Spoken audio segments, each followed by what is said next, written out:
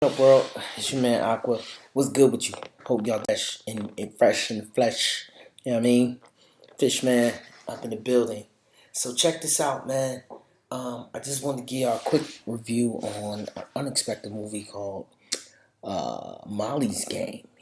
I wasn't expecting to like Molly's Game. I just had some AMC tickets, man, and I wasn't checking for this movie.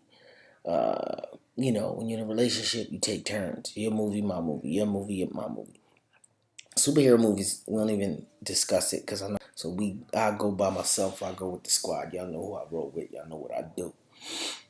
That being said, she was like, "Yo, let's go see Molly's Game," and she up two. She up 2 for 2 because I'm gonna also do a review on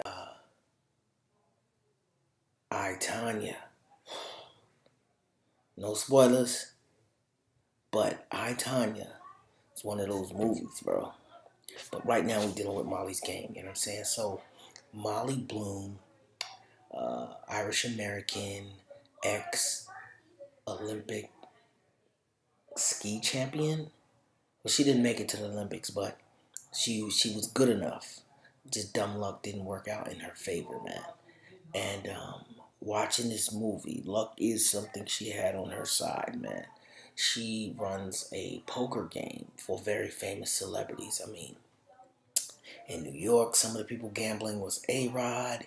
In LA, some of the people were like Tobey Maguire and Ben Affleck and Leonardo DiCaprio. And that whole clique, man.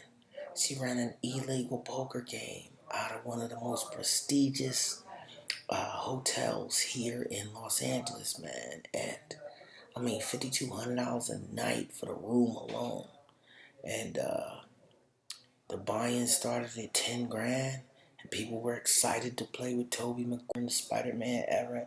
Money was flowing. And she started off from damn near a cocktail waitress to being a power player in Hollywood. You know what I'm saying? She started dipping and dabbing. Uh, you have so many talented actors in this movie. I love the dynamic between her and Idris Elba, man. It's kind of reminiscent of Denzel and Julia Roberts in The Pelican Brief. You get that kind of vibe, you know what I mean? This attractive uh, woman and this attractive man that have a business relationship going, but no real tension. She befriends his daughter, her daughter. Read a book through the movie called The Crucible. I never read The Crucible. The movie was so good, I might have to read The Crucible just so I can be in the loop of what they're talking about, man. It was a dope movie. Aaron Sorkin is his directorial debut. He's a writer. If you're not familiar with his, well, you are familiar with his writing because you're here. So basically, he wrote A Few Good Men. He wrote Moneyball. I didn't watch Newsroom on HBO, but apparently that was awards for that. Some of my most memorable lines, like "You want the truth, you can't handle the truth," or The Social Network. I love that movie. Simply because I'm fascinated about people's come up, and I believe he's fascinated with people's come up. Aaron Sorkin was actually on crack. He was a crackhead, y'all. You know what I mean? This dude used to fold clothes in New York City off Broadway at one of these souvenir shops. And used to write his scripts on napkins, man, for like A Few Good Women. Then he got a play, then he got another play, then he got an agent, then he got a movie deal. Yo, man, it's a crazy story. And sometimes, many years later, he even got arrested at the airport for having drug paraphernalia on him. The average person don't walk to the airport with a crack pipe still in his pocket. He said getting arrested at the airport was the best thing that happened to him because he got caught. He said if he didn't get caught, he probably would have ended up back on crack again, but they put him in jail. And he was able to rehab again on jail the second time. And hopefully that's been 10, 20 years, and hopefully he never goes back. But Aaron Sorkin is an amazing person. Kevin Costner, one of my favorite actors, man, is in this, man. He plays her dad. He plays Molly's dad. So I think this is why he obsesses over obsessive personalities, man. But Molly being able to navigate, the pot got so high in some of these movies, it got up to $250,000 for the buy-in for a poker game, bruh. I watched interviews with Molly Bloom, man. Some of them, she actually saw a man lose $100 million in one night, and he paid the bill the next day. She had no real muscle. She was going on the strength for the game. Well, or you ass bet, as they say in the hood, you can't play her. But she ended up, I don't know about a VIG. Like, I'm not a poker player. Like, I don't know gambling terms, but I know that she had. So they took a L. Her game wasn't no good unless she took care of it. She started putting out cheese plates. She was like an assistant working for a real estate agent who had a hot gambling night at the Cobra Room out here and that night was so that he could look flyer than he really was, hopefully trying to grab new clients living beyond his means. And then she started making money. They started tipping her. She bringing drinks, tipping her, bringing drinks. She tried to learn everything about poker that she could. And then she realized it was an end because she was starstruck because all the celebs were showing up. I believe Nelly was named in some of those things. Some of them games, man, it was a very big scandal in Los Angeles, man. Yeah, and she was a cute girl if you see the girl. The girl in the movie is a redhead. I don't know if she was a redhead at the time. Maybe, probably because she's Irish. She has dark hair now. She's a good looking woman though.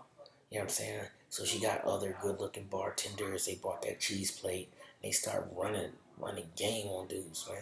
You know what I mean? It's caught out there and caught on drugs, man. Um, they don't deal with the scariness of it.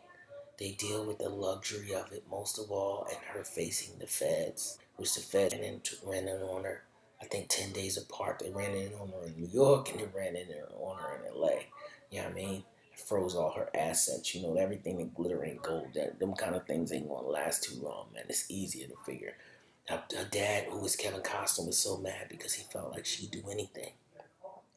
And she had a brother that's like the number one neurosurgeon, another brother who was like an Olympic champion in it on his own. Like the father was on some Joe, he was like the white Joe Jackson. Like he was pushing him hard, hard, hard. No surrender. You know what I mean? Super tough his kids. And he wanted her to be weak, man. He wanted her to be strong, but sometimes when you're that rough on your kids, you overdo it. So she spent her whole life trying to be the most important, trying to be the best. She was like, I felt was the best in the world, but I wasn't even the best sitting at my own dinner table. I had two other athletes, two boys in my family. They were both better than me. So she always felt inadequate. So she was chasing that adequacy, man. And her controlling all these powerful men, controlling that poker game, seeing these men in positions, that was her thing, man. That's what she got off on, being more powerful than people that would normally be powerful over her. You know what I'm saying? But they didn't say who it was, but I felt like Tobey Maguire was a jerk. He was a D-I-C-K to her. He was a big bink. He treated her crazy. They didn't put it in the movie, but I heard he asked her to bark like a seal. He's like, "Get $1,000 if you bark like a seal." And she wouldn't do it. I bet she did it, y'all. I bet she did it in the early days. Come on, bruh. He was trying to play her left and right. And he decided to leave the poker game because the only reason people were playing poker is to be around him. So after he dissed her, like, y'all need a piece of this action, they had a big falling out. She was like, "I'm going to New York. I'm going to do an even bigger game."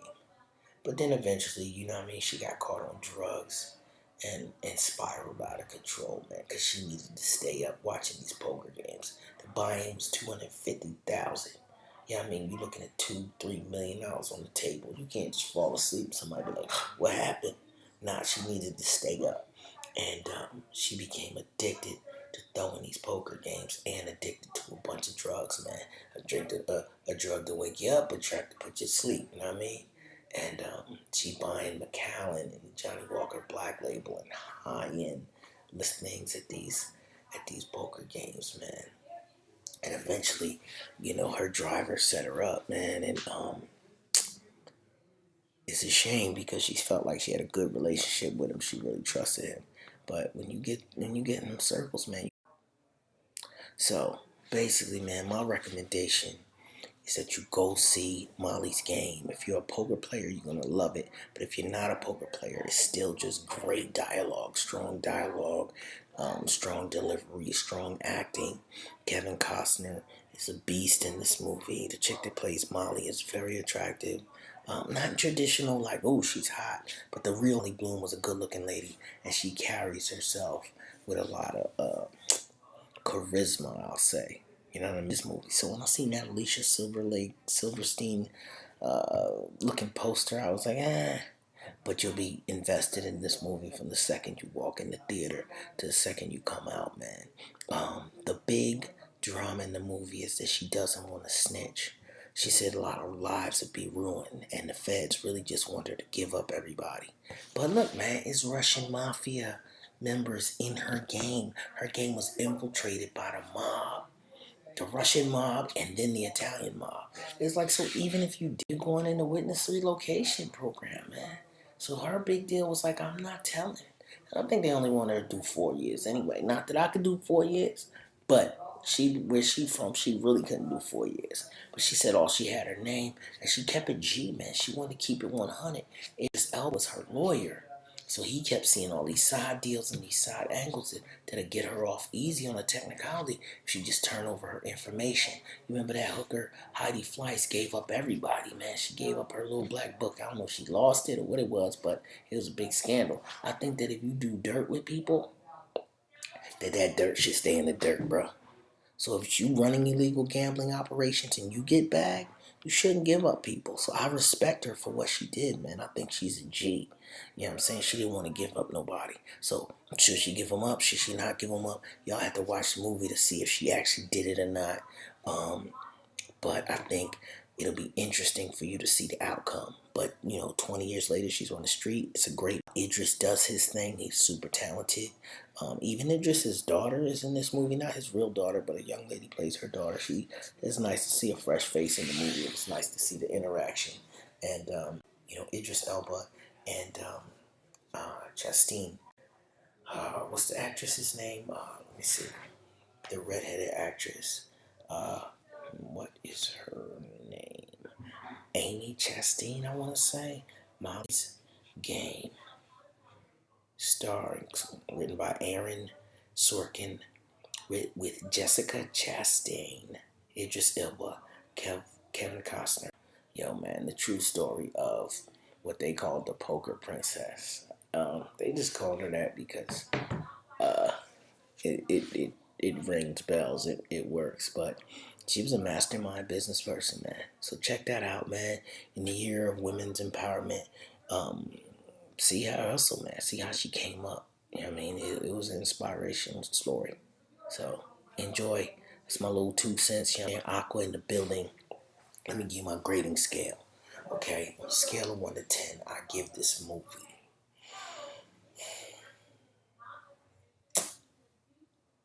8.5, man. Yeah. Straight up 8.5. Bink Bink is whack. Wong Wing is and a hitter is a 10. So it's a little less than a hitter, but you are fully invested, man. It's a strong investment, you know what I mean? It's a Bitcoin. Hope y'all enjoyed my new upload. The movie is called Molly's Game. It's still in theaters right now. I highly suggest you check it out, especially while theater. You just want to sit in the dark, eat popcorn, and be engaged. I had the worst seats, man. I was in the second row. I'm looking up like this. It was a neck breaker. And I was like, I'm going to get up and leave. But I couldn't because it was that good. Enjoy, y'all. Let me know what you think. Leave comments below. I got to give y'all movies that the other guys don't give y'all because I'm me. You know what I'm saying? So that's about it, man. That ain't the only reason. Y'all get the other stuff on obscure movies. My next movie review will be I, Tonya. All right? And if I review it, best believe it's a good one. Peace. Or, one wing. Peace.